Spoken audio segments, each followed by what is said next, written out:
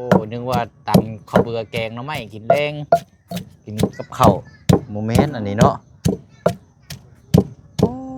ง่ายเออฮะว้าวแบบนี้มันตำยากบอกเลยโอ้แปลกอ่างน้ำนี่อันกระถางไอซียูนี้โดยอาบน้ำนี่ก็ไหลลงไปนี่เด้ยโดยประตูนี่สิอยู่นี่แหละพี่น้อง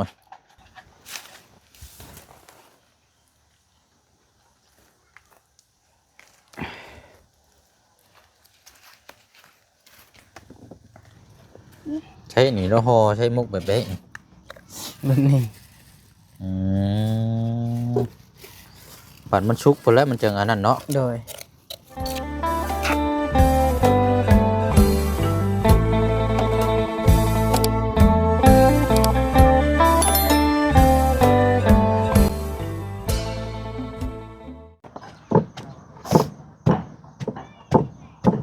ตำยังกันนะตำมันฮะตำมันตำมันเลย โอ้ยเนาะมันยังอ่ะนะเอ้ามันยังก็เป็นเดี๋ยวนี้อ่ะนะเนาะบ่สร้างว่าแท้นี่มันแก้วเขานี่บ่มันอันเจ้าหนึ่งนี่บ่เลย เออแต่จะเฮ็ดกินอะไรบ้านี้นะมุกมุกโอ้มุกใส่ใบตองกล้วยนี่บ่เลย เอตอนนี้ได้แล้วบ่ตอนนี้ยังอยู่บ่นะโอ้แสดงว่าเมนูนี่เคยเฮ็ดได้นี่เนาะเลย แบบคันสิว่าก็เป็นของหวานนี่บ่เลย มีหยังแน่เครื่องปรุงแล้วมีหยังแน่จะใส่ โอ้ยเบิ่งขอสูตรน้ำนองมันก่อนเอานี่ไม้ก่อนเบิ่งบ่ได้ยินเสียงเลยเออนึกว่าเราตำมันข้าวเบื่อแกงหน่อไม้บ่แม่นเนาะเอาหยังแน่ใส่ในนี่นะ จะน้ำตาลน้ำตาลเลย มีแต่น้ำตาลหั่นบ่ เลย บ่ได้ใส่เกลือนํบ่ เกลือบะไล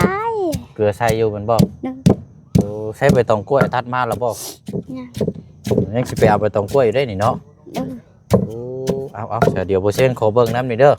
เลย ใกล้สิแล้วบ่นี่ตำนี่อีกจักหน่อยบ่ ยัง เอาพี่น้อยเนาะเบิ่งก่อนซะเนาะกินทั้งเผือกกินทั้งมันกินทั้งมันทั้งเผือกคือเพิ่นว่าหั่นแล้วบาดนี้พี่น้อยเนาะกราบทักทายสบายดีและสวัสดีพ่อแม่พี่น้องเบิดสุคนเด้อพี่น้องเนาะพบเจอกันอีกคือเก่าคือเดิมเนาะอยู่กระตูบอันนี้เนาะกระตูบนี่เป็นห้องครัวแล้วพี่น้อยเนาะแต่ก่อนนี่ทั้งนอนทั้งกินอยู่นี่นี่โยกย้ายมาเป็นห้องครัวอยู่กับชินทานมาเฮ็ดอยู่เฮ็ดกินอยู่นี่แล้วเป็นถ้วยบ่วงนี่แม่นเก็บอยู่นี่แม่นบ่หลับอันนี้นะเลยโอ้เครื่องจักรเนาะอยู่นั่งไปแล้วเนาะเลยมีกุญแจล็อกไว้อยู่บ่ไม่ก็ใช่โอ้เอาใช้พลักเขาอยู่ใช้รักพลักนอนบ่เลย นอนอยู่ใช้น่ะนอนอยู่ทั้งเฮือนนอนอยู่เทิงเฮือนพุ่นเลยกับนั่นบ่กับเอื้อยเราหั่นบ่เลยโอ้เอื้อยนี่บ่เมื่อเลยเอื้อยเนาะจะบ่ได้ถามน้องว่าน้องจังเมื่อเราจะเมื่อทำเฮายังมีเวียก ยังบ่ได้เด้ยังมีเวียกอยู่เนาะ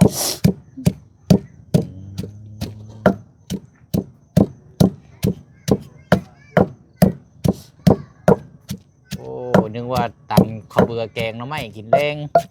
กินกับข้าวโมเมนต์อันนี้เนาะ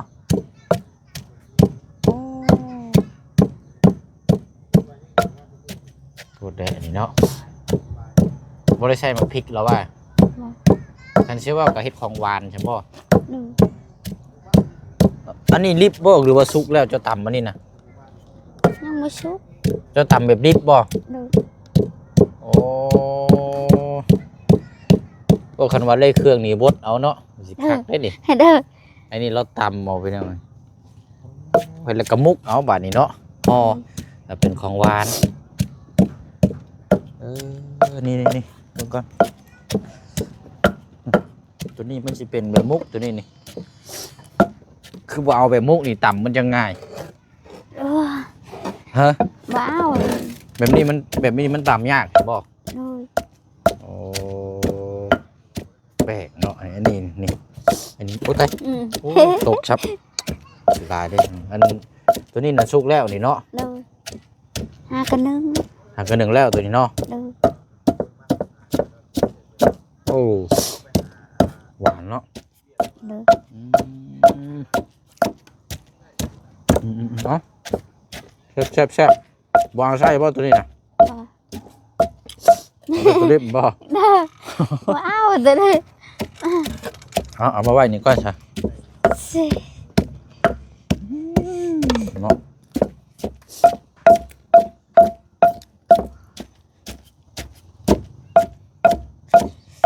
ทำปกตัวเอ้ยเนาะยิ้มแล้วค่ะ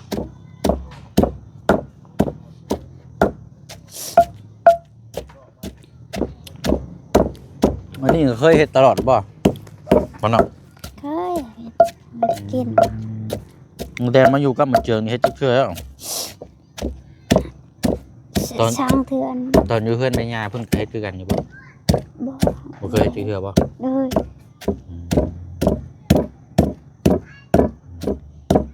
อันนี้นี่แหละเฮาอยู่เพื่อนเฮาเองแต่มันสบายบัดนี้เนาะที่อยู่นำพุ่นก็บ่ติพี่น้องตำข้าวเบื่อแห้งๆนี่ก็ยันเพิ่นหายเด้เนาะ เลย เฮ็ดนี่อยู่ใน กิน กิน ส้มกันแล้วฮะ อ่า เองนัวหมดมิว เกลือเบิดก็ต้มอีกแล้วนี่เนาะ เลย อันนี้แค่นี้นี่อยู่เพื่อนเฮากินหยังก็กินไปเลย เลย สบายอยู่บ่ อย่าว่า บ่มีไผจมเนาะ เลย สิพิษกับพิษจะกับผัวหั่นแหละ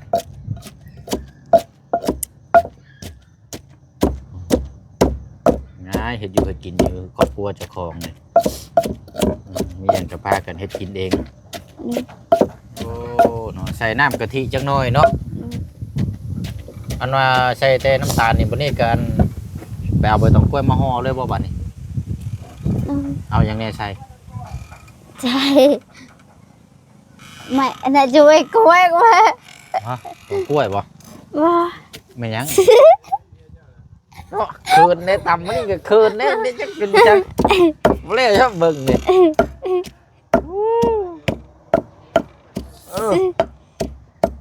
ยังบ่ได้บ่ไปตำมันมันแก้วดิบเนาะคุก เลย มันสิบ่แตกเพิ่นบ่เพื่อสิเพื่อมันสิแหลกเก็บอยู่แล้วเจ้าโอ้ยเนาะ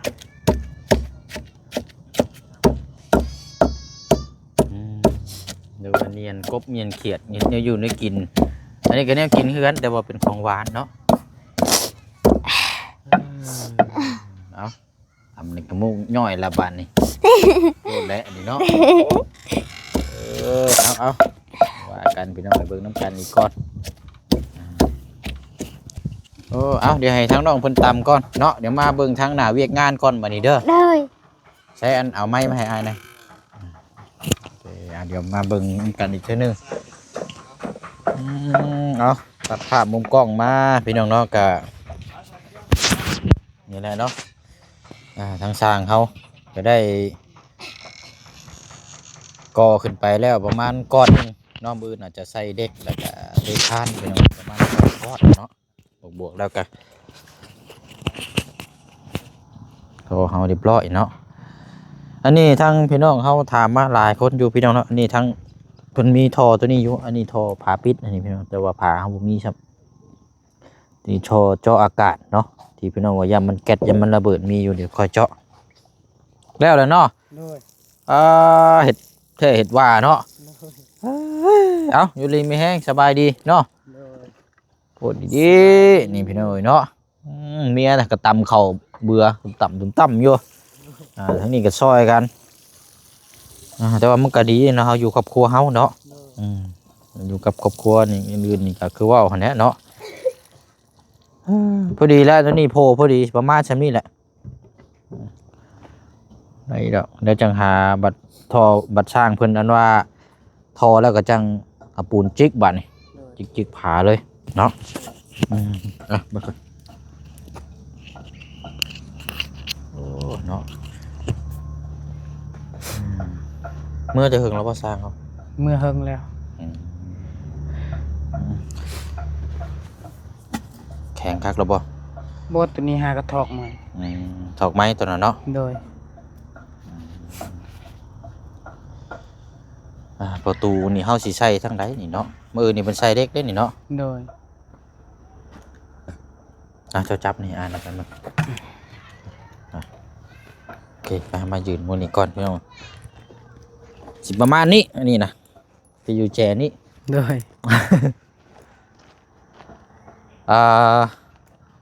ประตูนี่ใช่แจนั่นบ่แจนั่นแน่นเนาะ โดย เพราะว่าจะโคกอยู่นี่แหละเขาเปิดอันเข้ามานี่เด้อเนาะ โดย ก๊อกน้ำนี่เขาพังมาพุ่นเด้อบัดนี้ โดย พังมาพุ่นเข้ามานี่เจาะเข้ามานี่เลยอ่างน้ำนี่อันกระถางไอซียูนี้ โดย อาบน้ำนี่ก็ไหลลงไปนี่เลย โดย ประตูนี่สิอยู่นี่แหละพี่น้องเปิดเข้ามานี่เลยเนาะเพราะว่าอันวันนี้มองนั่งกับมองประตูนี่มันบ่สามารถต้องให้มันแยกได้ให้มันขี่กัน โดย ถ้าประตูกันมันคลัมเนาะเป็นยังจังว่าบ่คลัมบางเทื่อลืมล็อกประตูม่านเปิดนี่เรียบร้อยแล้วนะ โดย ตอนนั้นแหละคลัม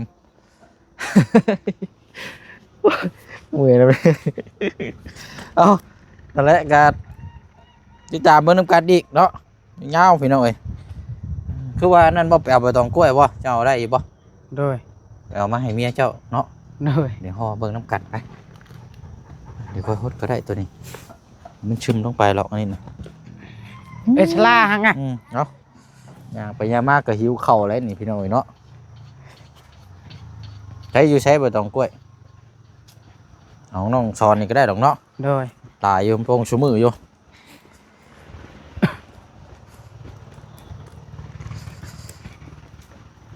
ป้อทานนี่หาเนี่ยมามุกแม่นนี่คักแท้นี่โอ้ น้ำสะออนและจูด อันนี้บ่ โดย เอามาจูดเนาะ โดย เอาหาเบิ่งตัวไว้งามๆ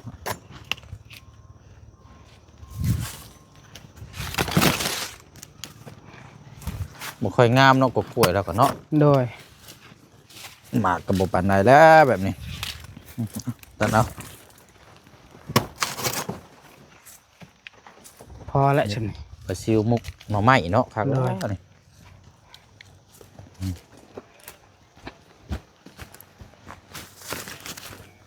อึ๊บโลนก่อนเนาะโลนให้มันเวลาเฮามุกมันจังบ่อิหยังก็มันจังบ่แตกเนาะ โดย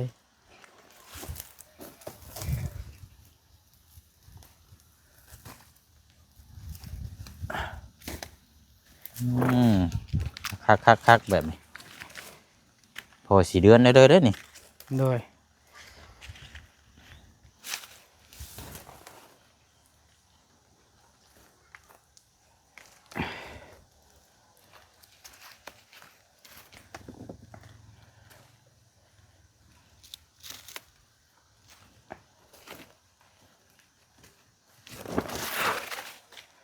โอเคเนาะไปชิมบ้านเป็นกล้วยโอ้ผักหอมนี่บัดนั่นเดี๋ยวอ้ายคอนี่เด้อ โดย กับแจวกับหยังคักก่อน ไม่เอาไหน โอ้เอาใช้มุกอยู่เฮิงคนบ่อน่ะ บ้ามกอยู่ในตลาด บ่เฮ็ดมืดแท้เชียวพี่เอามาเตียงพี่ โดย เอานี่ได้อันนี้เนาะได้แล้วได้ตามแล้วแหละเอากิน มันช้อนก็เมื่อไร ฮะ ช้อนมือ มาหนิบ่ โดย น้ำมานี่บ่ บ่เราเมื่อแล้วแต่ก่อนมัน มาเลย อ๋อเดี๋ยวเอาเนาะ กินแม่มัน กินนี่แค่นใช่ไหมกินนี่เกือบบ่ได้ แค่ไหนมัน เกือบเบนหาน้ำไหวหรอก หนาวเลยเด้อมันเย็นๆแล้วตอนแรก อากาศก็เริ่มเย็น ตอนแรกมันร้อน อืม คืออยากคันลิ้นนะ มันนี่ปลูกอยู่ใช้นี่นะ มันเก่า มันเหื่อนะนี่เนาะ มันปีที่แล้ว เออ โดย มันปี คันเชเว่าก็คือแบบมันลูกชิดลูกหางนะนี่เนาะมันตัวต้นฉบับน่ะมันอันนี้ไปแล้วเนาะ โดย อืมแต่มันก็ได้อยู่ แขน อืมมันขาวแล้วเนาะ เป็นเรื่องเป็นมะขาวแท้ มันเหลืองเนาะเนาะ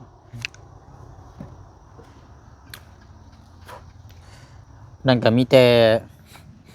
ห้องน้ำนี่ก็สร้างเพิ่นนั่นก็เอาดินเขาเนาะ โดย ดินเขาเพราะว่าประมาณ2 ก้อนนี่แหละความสูงเพราะว่าอย่าให้สูงไว้ในเพราะว่าแถวนี้มันมีน้ำเลยเนาะ โดย สูงคือประมาณเกือบ50 เซน60พอแหละห้องน้ำอะ ดินก็ต้องคุดเอามือไปลุกนะ แถวนั้นแหละเนาะเดี๋ยวว่าหาปั๊บเอาหมองเดินเอาหมองใดมันสูงมันนูนเนาะขุดเอา ขุดใส่นั่นนี่วะ แน่นขุดใส่อันแล้วล่ะต้องเต็มหมดได้ขุดใส่ละตอนแรกมานี่เจ้าก็เอาน้ำมาไว้บัด โดย บัดสร้างเมื่อนะมาสมมุติเต็มมานะเอาน้ำมาไว้เลยบัดนี้ก็ให้มันแจบได้เวลาเขาเทพื้นมันจังบ่แตกพื้นมันจังเนียบเรียนดีปัจจุบันว่าใส่ห้องน้ำเอาเป็นยังพื้นขึ้นมาแตกไว้แท้ โดย มันแตกแล้วมันพื้นตัวนี้มันบ่แจบเด้มันบวมมันเอาหดน้ำไว้ละลายเอาโอ้เอามุกหน่อไม้เอามาแล้วบาดนี้โอ้ใช้ไอ้เจียงห่อเป็นอยู่บ่ มันกับโบยอมแล้วคนละเกศ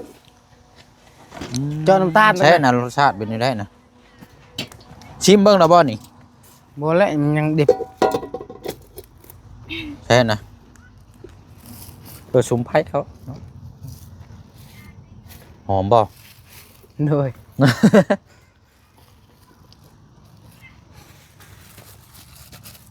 บ่เป็น เอ ตาสิกิน อเนาะใช่นี่แล้วห่อใช้มุกแบบนี้ มันนี่ อืมปัดมันชุกไปแล้วมันจังอันนั้นเนาะ โดย โอ้ได้จังห่อจังมุกเด้นี่เนาะ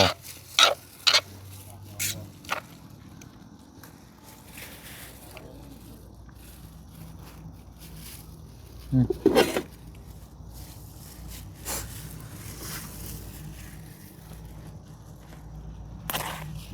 เนาะไปยุ่งห่อแล้วก็พับลงนี่เลยเนาะ โดย มุกหน่อไม้แล้วเนาะแซ่บ โดย ตำคักๆตำใจคกคักๆแล้วมุกโอ้บริกินจะหึงเลย เราไม่มีเวลาไปหาไป คักเด้เนาะแม่น้องเอิงอยู่เฮือนอยู่บ่เนาะมื้ออื่นเนาะ เราไปขึ้นไม้ เรามักหาหน่อไม้สิไปช่างเราหาหน่อไม้ไว้ให้ก่อนวันที่เช้าจะได้เดินทางมื้อบ้านก่อน เดี๋ยวนี้โอ้ยเมื่อยแฮง สิล่มแล้ววะ โดย แต่ละคนเนาะร่างกายชุดโทรมหมดแล้วแต่ละคนนี่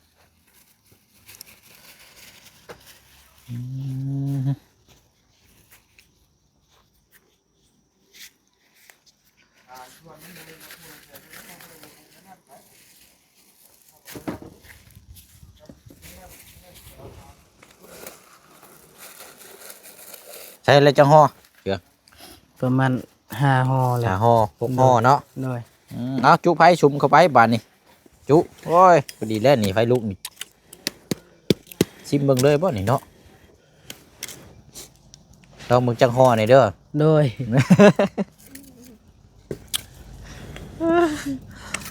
เออเนาะมุกมันแก้วพี่น้องเอ้ยคันสิว่าเอาไปมุกมันแก้วดิบถ้าว่าเฮามีเครื่องบดเนี่ยยังสิคักบดคักๆแล้วใส่ใส่น้ำตาลใส่กะทิให้มันข้าวอ่อนแบบนี้แล้วก็ห่อไปคือน้องเพิ่นเฮ็ดนี่โอ้บ่ละคิดยากแล้วบัดนี้พี่น้องเอ้ยเนาะ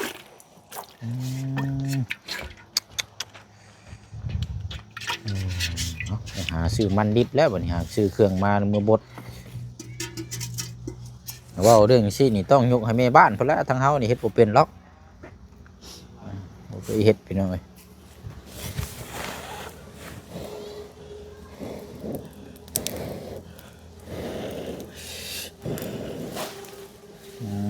เอาตามนั่นแหละ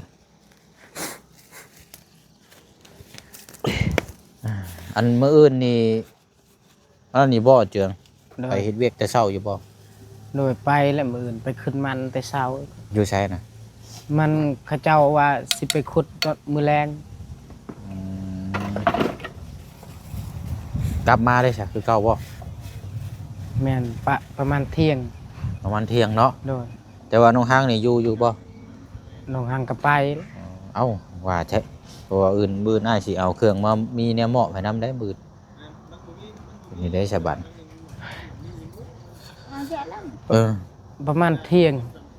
ได้อยู่ประมาณเที่ยง ทุ่งเที่ยงติ โดย เพอบางเทื่อยันสร้างเพิ่นอยากใช้ไว้หั่นแหละนี่ได้ซะเนี่ยว่าอ ฉะ ยาก นั้น เบิ่ง ก็ กัน ให้น้องหังอยู่เฮือนให้น้อง มัน หั ต้องผู้หนึงผู้ใดผู้หนึงอยู่นำได้เนาะ โดย อืม มาดองปะนะมันเปอันปะ เออ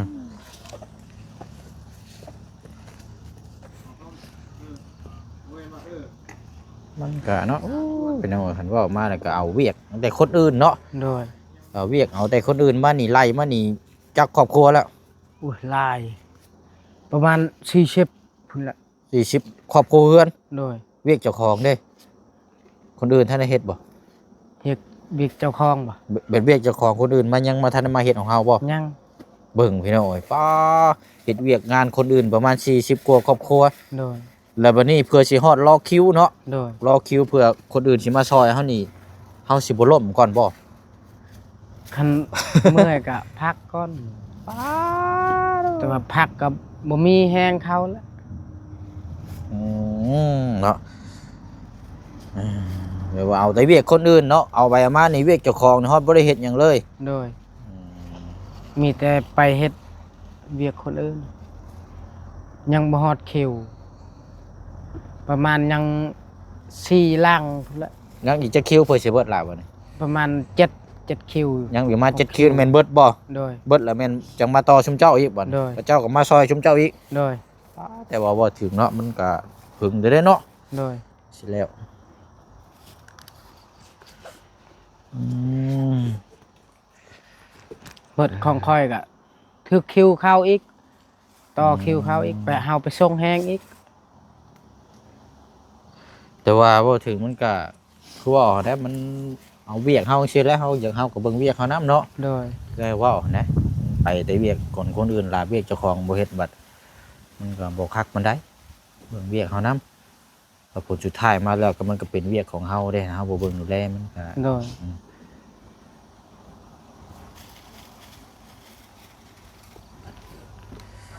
ที่ชุมไปต้นที่ชุมไปต้น เอาใช้ห่อได้แล้วบ่ โดย ที่ชุมไปต้นกัน เออ เมื่อยอ่ะน้องก็ว่า เอาเบิ่งก่อนเดี๋ยวเอาไปเอากับข้าวมาฝากก่อน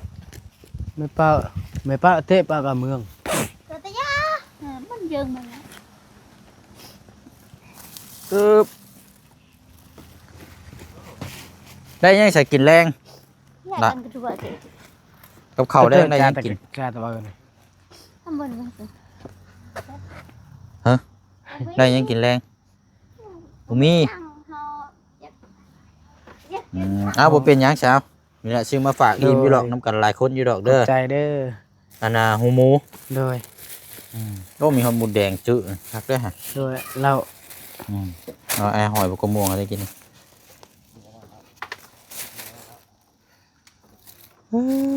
เอาโอเคสบายนะฮะเนี่ยมาปลูกไว้เนาะ โดยเจาะชลาอยู่ตุ่มยาดาว เอาซะเนาะเดี๋ยวจังมาคุยน้ำกันพี่น้อยเนาะแต่ยังบ่ทันได้กลับเดี๋ยวเบิ่งก่อนเบิ่งน้ำกันอีกจักหน่อยก่อนนั่งเล่นอยู่นี่ก่อนใช่คือบ่ฮุงอ่ะน่ะไผอยู่เทิงอ่ะน่ะ มันยังบ่ค ยังบ่ฮอดเวลาบ่ ำโดย อืมอ่ะแล้วเอาลาพี่ลาน้องก่อนซะเนาะ โดยสบายดี โดยไปพี่น้องเดี๋ยวจังมาต่อกันในคลิปหน้าเนาะอันนี้กับเวียงงานตัวนี้กับจังว่าจังคุยน้ำกันอีกเนาะเบิ่งน้ำกันยาวๆเนาะไปเนาะลาพี่แล้วน้องก่อนบ๊ายบายเด้อพี่น้องเด้อคำแรงของมื้อวันที่18แล้วเนาะพี่น้องเนาะบ๊ายบายพี่น้องเนาะ